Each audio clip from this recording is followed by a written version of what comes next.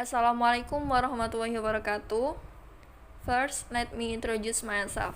Nama saya Salsabila Mazia Permatani Tias, NIM 1810651044 dari Prodi Teknik Informatika Universitas Muhammadiyah Jember.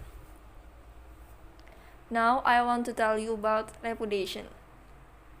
Di sini, saya akan membahas tentang repudiation.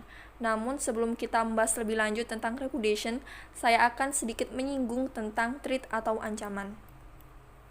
Threat atau ancaman merupakan suatu aksi yang terjadi baik dari dalam sistem maupun dari luar sistem yang dapat mengganggu keseimbangan suatu sistem informasi. Types of threat. First, threats against the network. Second, threats against the host. Third, threats against the application. Pertama, ancaman yang menyerang pada jaringan. Yang kedua, ancaman yang menyerang pada server. Dan yang ketiga, ancaman yang menyerang pada aplikasi. Nah, menurut saya, repudiation ini ancaman yang menyerang pada aplikasi. Selanjutnya ialah repudiation. Apa sih repudiation itu?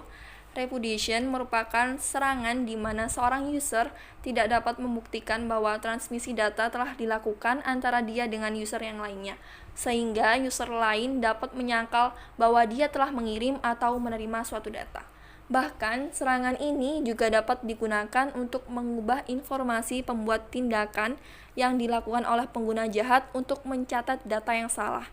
Penggunaannya dapat diperluas ke manipulasi data atas nama orang lain dengan cara sama seperti spoofing pesan email. Jika serangan ini terjadi, data yang disimpan pada file log dapat dianggap tidak valid atau menyesatkan. Dan repudiation ini menurut saya menyerang pada aset data.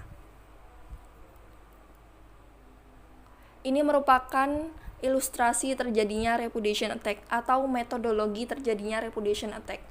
Serangan aktif ini baik dilakukan oleh source atau sumber maupun destination atau tujuan, di mana entitas sumber menolak mengirim pesan atau entitas destination tujuan menolak menerima pesan. Bagaimana sih cara penanganan repudiation itu sendiri? Building block yang menyediakan layanan digital signature juga dapat menciptakan pesan atau data yang non-repudiation atau identitas dari kedua pengirim tersedia di dalam pesan atau data. Namun hal ini tidak cukup karena salah satu atau kedua user dapat menyangkal telah terjadi pertukaran data antara mereka, sehingga dibutuhkan suatu komponen ketiga yaitu trust third party. Penanggulangan kejahatan dunia maya antara lain dengan cara membatasi akses fisik terhadap komputer, menerapkan mekanisme pada perangkat keras dan juga sistem operasi untuk penanggulangan kejahatan, serta juga dapat membuat strategi pemrograman untuk menghasilkan program komputer yang dapat diandalkan. Umumnya digunakan untuk aktivitas e-commerce, misalnya email yang digunakan untuk bertransaksi menggunakan digital signature. Pada jaringan juga dapat menggunakan digital signature, sertifikat, dan juga kriptografi.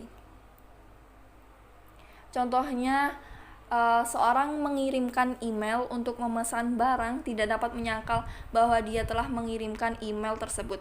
Aspek ini juga sangat penting dalam hal electronic commerce.